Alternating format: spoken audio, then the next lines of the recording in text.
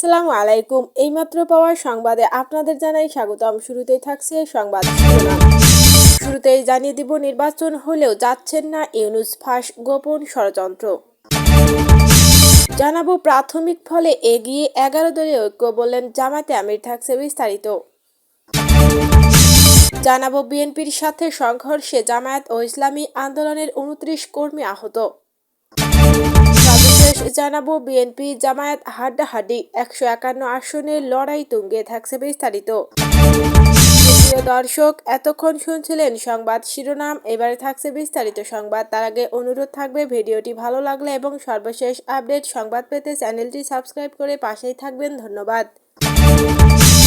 নির্বাচন হলেও যাচ্ছেন না ইউনূস, ফাঁস গোপন ষড়যন্ত্র। শাস্তির নোবেলজয়ী অর্থনীতিবিদ মোহাম্মদ ইউনূসের নেতৃত্বাধীন বাংলাদেশের অন্তর্বর্তীকালীন সরকার অবশেষে 12 ফেব্রুয়ারি একটি সাজানো জাতীয় নির্বাচন ও গণভোটের নির্বাচন শেষ করল। কার্যত অসাংবিধানিক উপায়ে একটি নির্বাচিত সরকারকে অপসারণ করে ক্ষমতা দখলের পর বিগত 19 মাসে মোহাম্মদ ইউনূস একদিকে যেমন নিজের ব্যক্তি স্বার্থ সংশ্লিষ্ট সকল বিষয়গুলি সুরাহা করেছেন, তেমনি অন্যদিকে তার নিয়োগকর্তাদের খুশি করতে করেছেন। একের পর এক দেশ বিরোধী চুক্তিও সম্পন্ন করেছেন। আবার কিছু চুক্তি বা কাজ সম্পন্ন করতে পারেনি বলেও জানা যাচ্ছে। তার শাসনামলে বাংলাদেশের নিরাপত্তা, অর্থনীতি, প্রাকৃতিক সম্পদ, বন্দর সহ গুরুত্বপূর্ণ অন্যান্য বিষয়ে ক্ষমতা কার্যত বিভিন্ন বিদেশি শক্তিগুলোর হাতে তুলে দিয়েছেন নিজের অবৈধ ক্ষমতা বলে। 12 ফেব্রুয়ারি অনুষ্ঠিত হতে চলা একটি সাজানো নির্বাচনকে সামনে রেখেই তিনি তার সকল রাষ্ট্রবিরোধী অপকর্মের বৈধতা দিয়ে যেতে চাইছেন, এমনটাই মনে করছে বাংলাদেশের রাজনৈতিক ও কূটনৈতিক ওয়াকিবহাল মহলের একটা বড় অংশ। ফলে বিগত 18-19 মাসে মোহাম্মদ ইউনূসের সরকারের কর্মকাণ্ড নিয়ে একটা পর্যালোচনা করাও এখন জরুরি। আসুন এক ঝলকে দেখে নেওয়া যাক তিনি বাংলাদেশের জন্য ঠিক কি কি করেছেন। প্রথমত, এই সরকারের সাংবিধানিক বৈধতা নিয়েই একটা প্রশ্ন রয়েছে, কারণ বাংলাদেশের সংবিধানে কোনো অন্তর্বর্তীকালীন সরকারের নির্দেশনা নেই। বাংলাদেশের রাষ্ট্রপতিও এই বিষয়ে একবার আলোকপাত করেছিলেন। অন্যদিকে বাংলাদেশের অর্থনৈতিক অবস্থা আজ খুব সঙ্গে। এখন ইউনূস সরকার যাবে বলে যারা ধরে নিচ্ছেন তারা বোকা, কারণ মোহাম্মদ ইউনূস জাতীয় নির্বাচনের সাথে যে গণভোটটা জুড়ে দিয়েছেন, এর মাধ্যমেই মোহাম্মদ ইউনূস বাংলাদেশের গণতান্ত্রিক শাসন ব্যবস্থা কফিনে শেষ পেরেকটা ঢুকে দিতে চাইছেন। গণভোটে হ্যাকে জয়ী করার মরণপণ চেষ্টা চালিয়ে তিনি এই বিষয়ে একটা ইঙ্গিত দিয়ে রেখেছেন। ফলে আরো 6 মাস তিনি থাকছেন। জাতীয় নির্বাচনের ফল কবে ঘোষণা হবে, কে বা কারা জয়ী হবে সেটা নিয়ে ভেবে লাভ নেই। আপাতত গণভোট নিয়েই ভাবতে হবে, কারণ মোহাম্মদ ইউনূস চাইছেন গণভোটে হ্যাঁ জয়যুক্ত হোক, বাকি কাজটা তিনি করবেন। বিএনপি জামায়াত হাড্ডাহাড্ডি, 151 আসনের লড়াই তুঙ্গে। ত্রয়োদশ জাতীয় সংসদ নির্বাচনে 299 আসনের ফলাফল আসতে শুরু করেছে। প্রাথমিক ফলাফলে দেখা যাচ্ছে ঢাকা, চট্টগ্রাম, ময়মনসিংহ বিভাগে বিএনপির আধিপত্য দেখা যাচ্ছে। অন্যদিকে রংপুর, রাজশাহী, খুলনা বিভাগে জামায়াত প্রার্থীরা এগিয়ে আছেন। সিলেট ও বরিশাল বিভাগের বিভিন্ন আসনে বিএনপি ও জামায়াত প্রার্থীদের মধ্যে হাড্ডাহাড্ডি লড়াই চলছে। জামায়াত সূত্র দাবি করেছে প্রাথমিকভাবে 175টি আসনের দিকে তাদের দৃষ্টি নিবন্ধিত, কারণ এসব আসনের বেশিরভাগে হয় তারা এগিয়ে আছেন, নতুবা কখনো এগিয়ে যাচ্ছেন, কখনো পিছিয়ে পড়ছেন।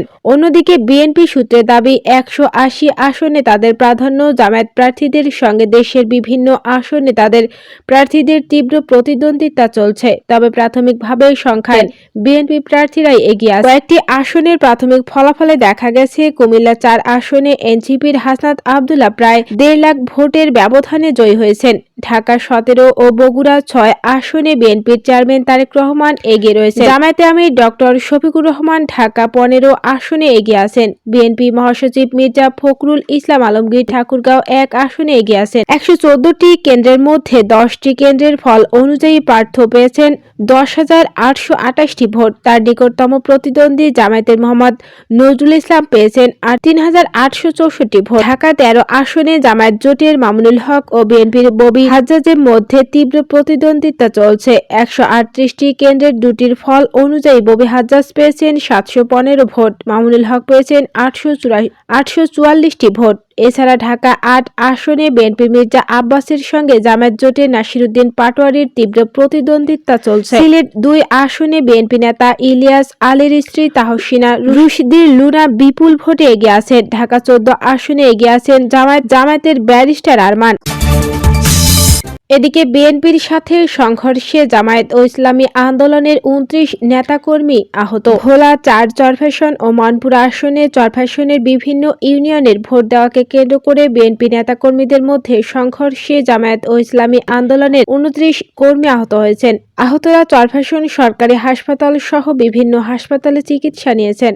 ত্রয়োদশ জাতীয় সংসদ নির্বাচন ও গণভোটকে কেন্দ্র করে জামায়াত ও বিএনপির সংঘর্ষের ঘটনায় জামায়াতের 25 জন কর্মী আহত হওয়ার খবর পাওয়া গেছে। অপরদিকে একই দিনে ইসলামী আন্দোলনের কর্মীদের সাথে বিএনপি কর্মীদের সংঘর্ষ হয়েছে চরকলমি ইউনিয়নে। এতে ইসলামী আন্দোলনে 5 নেতাকর্মী আহত হওয়ার খবর পাওয়া গেছে। এ ব্যাপারে চরফ্যাশন উপজেলা বিএনপির সাবেক সহসভাপতি হেলাল উদ্দিন টিপু আমার দেশকে বলেন, চরফ্যাশনের কোথাও জামায়াতের সাথে বিএনপির কোনো সংঘর্ষ হয়নি। স্বাধীনতার পর সবচেয়ে সুস্থ নির্বাচন হয়েছে এবার।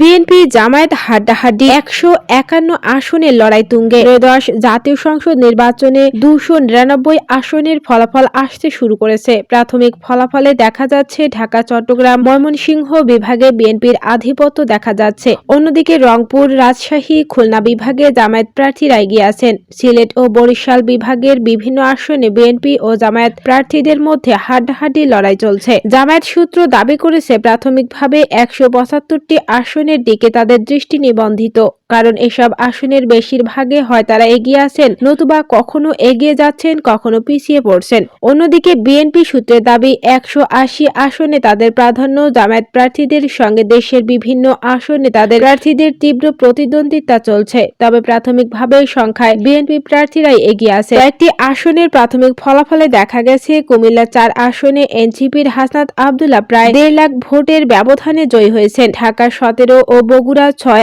আসনে বিএনপির চেয়ারম্যান তারেক রহমান এগিয়ে রয়েছেন।